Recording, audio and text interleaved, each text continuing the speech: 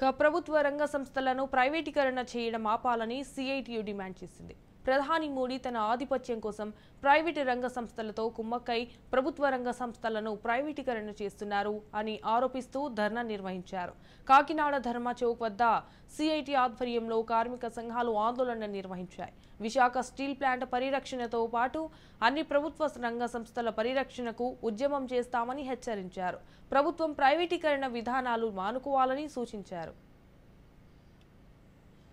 ఏదైతే ప్రభుత్వానికి గుండెకాయల్లాగా ఉండి ప్రజల ఆస్తులు ఏవైతే ఉన్నాయో ఈ ఆస్తులన్నింటినీ కూడా కార్ చౌకగా అమ్మేస్తా ఉన్నాడు ఆయన. అందులో భాగంగానే విశాఖ స్టీల్ అక్కడ అనేక మంది ప్రాణత్యాగం చేశారు. రైతులు అలాగే మత్స్యకారులు అక్కడ లోకల్లో ఉన్నటువంటి ప్రజలు ఇళ్లు ఖాళీ చేసి అంతమంది చేశారు. అలాగే 6 ప్రాణాలు కూడా కోల్పోయారు. వేలాది మంది నిరాశ్రయులయ్యారు. అన్ని త్యాగాలతో కూడినటువంటి విశాఖ స్టీల్ ని ప్రైవేట్ పరం చేయాలని చెప్పేసి తీవ్రమైన ప్రయత్నాలు చేస్తూ ఉంటే ఆ స్టీల్ ప్లాంట్ కార్మికులు ఇప్పటికే 3.5 సంవత్సరాల నుండి వాళ్ళ ఆందోళన